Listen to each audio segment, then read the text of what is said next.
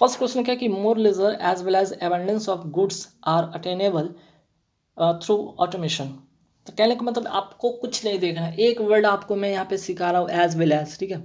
ये वर्ड देखने के बाद आप क्या करेंगे ये चीज़ समझिए, चाहे तो यहाँ पे एज वेल एज हो सकता है ना, आपका यहाँ पे क्या हो सकता है एज वेल एज हो सकता है, या यहाँ पे विद हो सकता था, या इसकी जगह पे और क्या हो सकता था इन एडिशन टू भी हो सकता था, इन एडिशन टू भी हो सकता था। अगर ये केस आपको दिख जाए, ठीक है, अगर ये केस दिख जाए और इनके साथ दो सब्जेक्ट जुड़ा हो, इनके साथ दो सब्जेक्ट अगर जुड़ा हो, देख रहे हैं ना दो सब्जेक्ट जुड़ा हो, तब ऐसे में जो होगा वर्ब जो होगा, ये वर्ब की बात हम करें तो ये वर्ब किसके अकॉर्डिंग होगा, ठीक है, ये जो वर्ब होगा किसके अकॉर्डिंग होगा, ये वर्ब होगा इसके पहले वाले जो सब्जेक्ट है ना, ठीक है, इसके पहले वाले सब्जेक्ट यानी कि इसके अकॉर्डिंग यहाँ पे होगा। तो मोर लेजर की बात करें तो ये अपने आप में क्या है एक सिंगुलर है, ठीक है।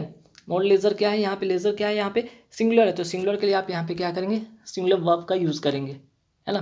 तो यहाँ पे आर काटेंगे, इसका इस यहाँ पे लगाएंगे, आपका सेंटेंस करेक्ट हो जाएगा, क्लियर। तो फर्स्ट क्वेश्चन में आपने फर्स्ट रूल सीखा as well as with in addition to हो, और दो सब्जेक्ट कनेक्ट हो तो पहले वाले सब्जेक्ट के अकॉर्डिंग आप वर्ब का यूज़ करेंगे, क्लियर। चलिए नेक्स्ट क्वेश्चन आती है every man women and child are now aware of the terrible consequence of smoking.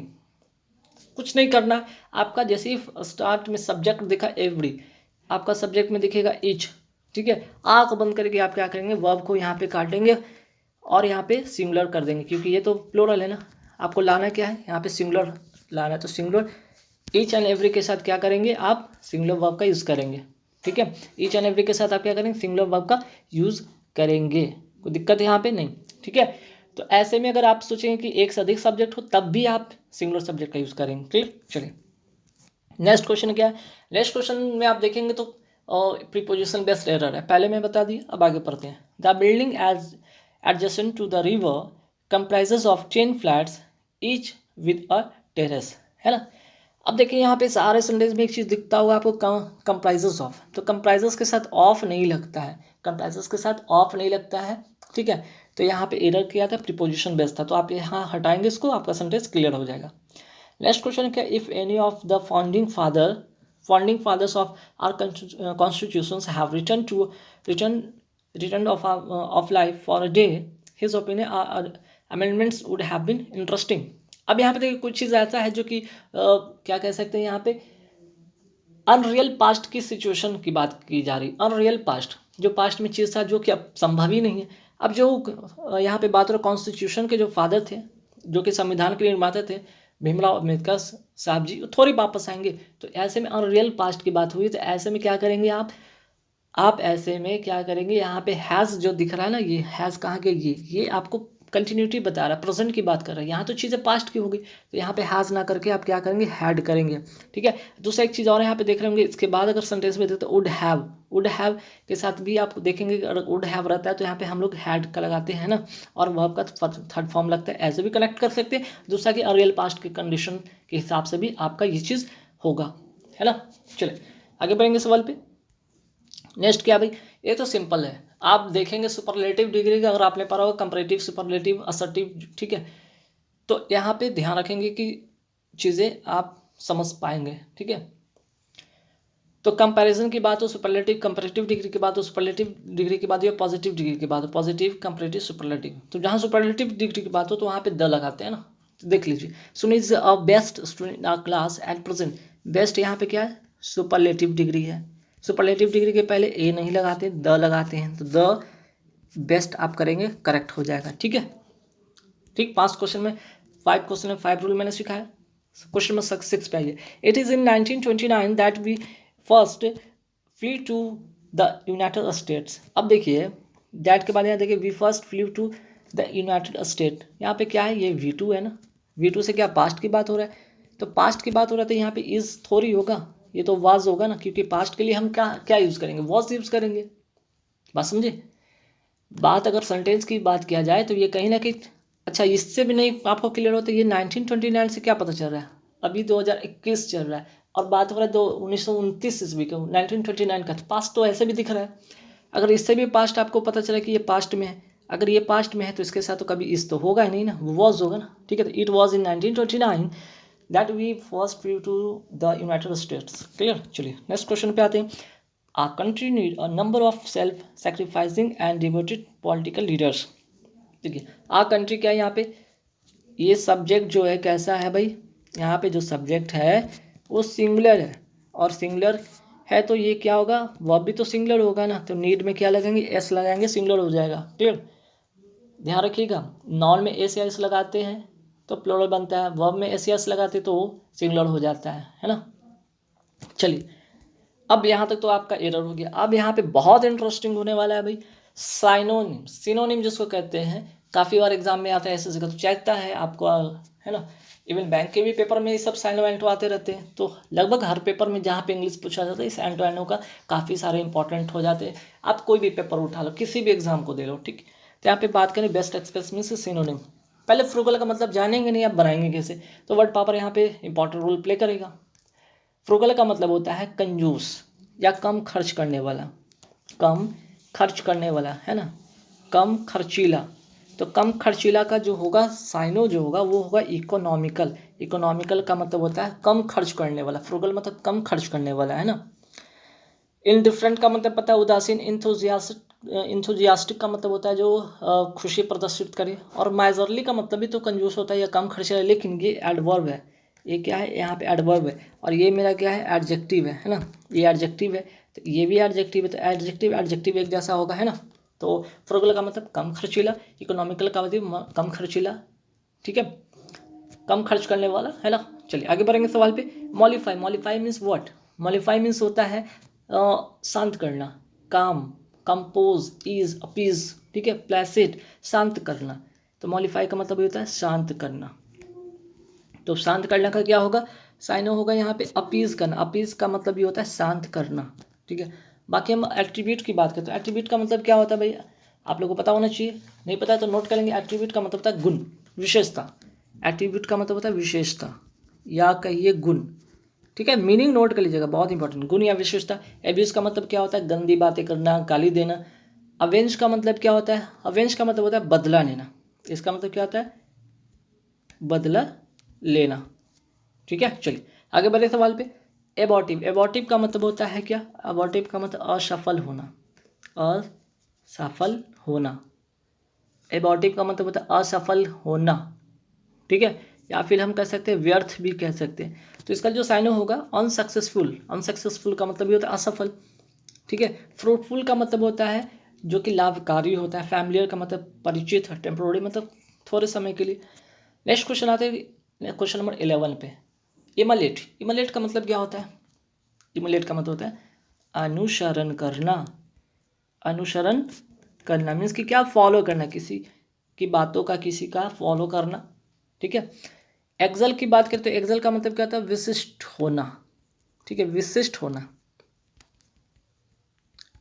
Repeat तो दोहराना, रिफ्लेक्ट मतलब परिवर्तित करना।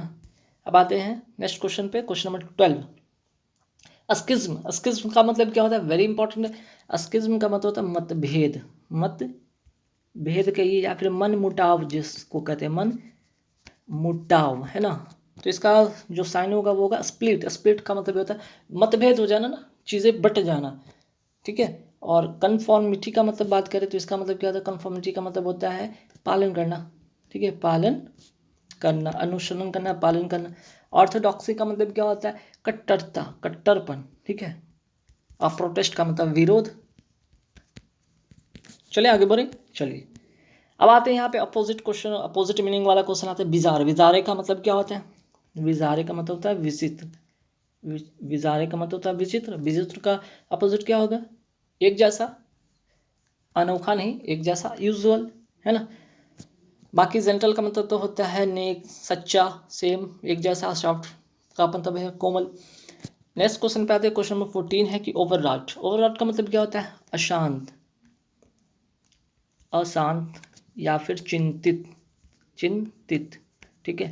तो इसका अपोजिट क्या होगा, काम, काम मतलब होता है शांत, अपोजिट हो जाएगा। अलर्ट का मतलब पता है कि अलर्ट रहना, सावधान रहना है। एक्साइटेड का मतलब होता है उत्साहित। अलाइव का मतलब होता है जीवित। आते हैं पैसिफाई, पैसिफाई का मतलब क्या होता है, पैसिफाई का मतलब होता है शांत, शांत करना, पैसिफाई का मतलब शांत करना, अपोजिट क्या हो गया एग्रावेट। एग्रावेट का मतलब होता है उत्तेजित करना, उस्काना, उत्तेजित करना या उस्काना जिसको कहते हैं। बाकी ऑफेंड का मतलब ठेस पहुंचाए, इंजोरी मतलब कोई क्षतिग्रस्त, इंसल्ट का मतलब बेइज्जती करना, है ना।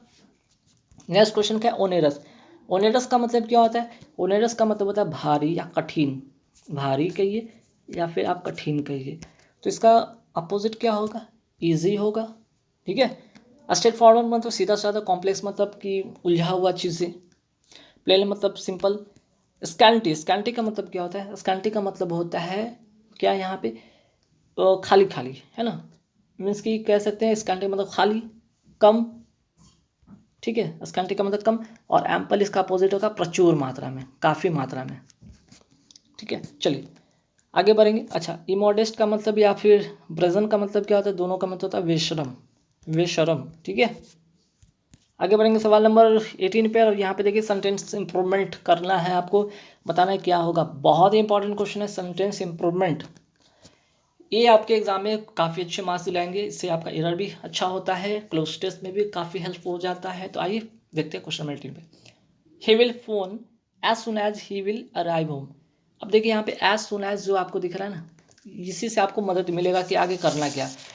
यहाँ पे एज सुन एज से आपको हेल्प मिलने वाला है क्या, देखिए एज सुन एज के बाद जो होगा वो क्या होगा, उसके बाद आपके यहाँ पे क्या करना है, आपको फ्यूचर टेंस नहीं लगाना है, ठीक है। यहाँ पे सिंपल टेंस लगाना है, सिंपल इंडेफिनिट टेंस लगाना है, ठीक।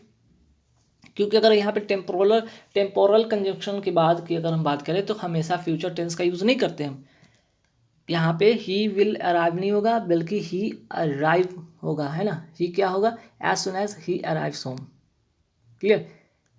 आप क्या करेंगे, as soon as he will arrive के बदले as soon as he arrives, यहाँ पे क्या होगा विल हटाएंगे, ही अराइव्स कहाँ गया, as soon as he arrive oh home, ठीक है, ये वाला होगा। He will phone as soon as he arrives home, ठीक है, क्लियर। तो एज सुन एज के बाद जो कंजंक्शन के तौर पे यहाँ पे है उसके बाद क्या होगा, वो होगा फ्यूचर में, सॉरी फ्यूचर कह रहे प्रेजेंट इंडेफिनिट में, उसके पहले फ्यूचर में होगा, क्लियर। चलिए आगे बढ़ेंगे सवाल पे। 5 years पास since his father died. Means कि 5 साल अभी की बात हो रहा है, 5 साल बीत चुके हैं अभी से, आज ये 5 साल हो चुके हैं, आज 5वां साल कंप्लीट हो चुका है। मीन्स की बात पहले से लेकर और आज की बात की जा रही है, ठीक है। तो 5 से लेकर अभी की बात की जाए तो कहीं ना कहीं ये आज की बात, आज कोई बात बंदा कर रहा है कि 5 years पास सिंस हिज फादर डाइड, उनके पिता को 5 साल हो गए गुजरे हुए। मीन्स कि अभी से काउंट किया गया है, तो अभी कहीं ना कहीं ये प्रेजेंट की बात बताता है। और प्रेजेंट के लिए हम क्या यहाँ पे यूज़ करेंगे, यहाँ पे एक प्रेजेंट में पैसिव फॉर्मेशन में होगा, ठीक है। सॉरी पैसिव फॉर्मेशन की बात करें, 5 years हैव पास्ड, 5 साल बीत चुके हैं सिंस हिज फादर डाइड। तो यहाँ कहीं ना कहीं प्रेजेंट की बात होगी, प्रेजेंट क्या होगा, प्रेजेंट परफेक्ट कंटिन्यूअस टेंस की बात होगी, ठीक है। 5 years have passed since his father died, ठीक है। चलिए तो ऐसे कंडीशन में आप क्या करेंगे, जब पास्ट की बात हो रहा है और यहाँ पे आज प्रेजेंट की बात करेंगे, तो ऐसे कंडीशन में 5 years हैव पास्ट, 5 साल बीत चुके हैं सिंस हिज फादर डाइड, ठीक है। चलिए आगे बढ़ेंगे सवाल पे कि everybody thinks it is I who is to blame. तब देखिए रिलेटिव प्रोनाउन का सवाल आने वाला है। ये क्या है, यहाँ पे रिलेटिव प्रोनाउन है, रिलेटिव प्रोनाउन के पहले क्या है आई, आई के लिए क्या लगाते हैं हम एम। तो एम ढूंढ लीजिए ना, कहाँ पे, यहाँ पे नहीं है, यहाँ पे नहीं, एम, क्लियर। तो इसका करेक्ट आंसर हो जाएगा बी वाला ऑप्शन। नेक्स्ट क्वेश्चन है, पता है I have been using this bag. देखिए I have been using this bag for the last 5 years। तो फॉर का यूज़ होता है क्या, पीरियड ऑफ टाइम के लिए, पीरियड ऑफ टाइम के लिए हम यूज़ करते हैं, तो ठीक है ना। 5 साल कहीं ना कहीं पीरियड ऑफ टाइम है, ठीक। सिंस का यूज़ भी होता है, सिंस का यूज़ किस लिए होता है, पॉइंट ऑफ टाइम के लिए। यहाँ तो पॉइंट ऑफ टाइम दिया नहीं है, ठीक है। यहाँ पे क्या दिया हुआ है, कहीं ना कहीं पीरियड ऑफ टाइम, 5 साल का एक टाइम दिया गया, तो नो इम्प्रूवमेंट, ठीक है। चलिए नेक्स्ट क्वेश्चन है कि the court has decided that he must give the dependent fooding and lodging. तो देखिए फूडिंग नहीं होता है, फूडिंग जैसा कोई वर्ड नहीं होता है, यहाँ पे फूड करेंगे, ठीक है। फूड कहाँ गया, इसमें तो फूड है, पर यहाँ पे ये तो नाउन है, होता है लॉजिंग, ठीक है। तो लॉस तो होता नहीं, लॉस तो वर्ब होता है, तो ये तो होगा नहीं। फूडिंग जैसा कोई वर्ड होता है ना, फूड होता है एंड लॉजिंग, सही है, दोनों अपने आप में नाउन है, तो ये भी फूड क्या हो जाएगा, ये भी नाउन। और लॉजिंग भी आपका नाउन है ना। नेक्स्ट क्वेश्चन क्या है कि he assured he would write me the following day. बहुत इंपॉर्टेंट क्वेश्चन है, बहुत अच्छा क्वेश्चन है। पहले इसका रूल समझिए। इनडायरेक्ट ऑब्जेक्ट रहने पर वर्ब जो वर्ब के रूप में अगर राइट रहे तो इसके बाद प्रीपोजिशन टू का प्रयोग होता है। ठीक है, तो देखिए इनडायरेक्ट ही अस्योर्ड दैट यहाँ पे छुपा हुआ he would return to me, he would return to me होगा, है ना। क्लियर। इनडायरेक्ट ऑब्जेक्ट लिख लीजिए, इनडायरेक्ट ऑब्जेक्ट, इनडायरेक्ट ऑब्जेक्ट रहने पर वर्ब राइट के बाद प्रीपोजिशन क्या लगता है, राइट के बाद प्रीपोजिशन टू लगता है। ठीक है, नोट कर लीजिएगा, इंपॉर्टेंट चीज़ है। आते हैं नेक्स्ट क्वेश्चन नंबर 24 पे। ही is not only famous for his wisdom but also for his wealth. Not only वाला सवाल है, not only dot dot but also का केस है, बट ऑल्सो का केस है। तो देखिए बट ऑल्सो के बाद पहले ढूंढिए क्या है, बट ऑल्सो के बाद यहाँ पे प्रीपोजिशन है ना, बट ऑल्सो के बाद क्या यहाँ पे प्रीपोजिशन है। तो यहाँ पे कहीं ना कहीं नॉट ओनली के बाद प्रीपोजिशन ढूंढना होगा, तो नॉट ओनली के बाद प्रीपोजिशन है तो फेमस हो गया, तो ये नहीं होगा, बल्कि थोड़ा सा इसको घुमाना पड़ेगा। घुमाना क्या पड़ेगा, आप यहाँ पे करेंगे क्या, ये वाला यूज़ करेंगे, see he is not famous, he is famous not only for. ठीक है, तब जाकर ये सेंटेंस क्लियर हो जाएगा। देख रहे हैं ना, बट ऑल्सो के बाद क्या है, यहाँ पे प्रीपोजिशन है, तो नॉट ओनली के बाद भी क्या आना चाहिए था, प्रीपोजिशन आना चाहिए था। फेमस को थोड़ा इसको इधर खसका लेंगे, है ना, करेक्ट हो जाएगा सेंटेंस। और क्वेश्चन नंबर 25 पे देखते हैं कि he loves you much than his mother loves you. अब देखिए यहाँ पे कंपैरिजन किया गया ना, he loves you much than his mother loves you, तो यहाँ पे कंपैरिजन की बात होता है, कंपैरिजन के लिए हम क्या लगाते हैं, मोर दैन का यूज़ करते हैं, है ना। तो मोर दैन कहाँ गया, यहाँ पे ही loves you more than his mother loves you. Clear, तो यहाँ पे हो जाएगा सी। तो गाइस कैसे लगे वीडियो हमें कमेंट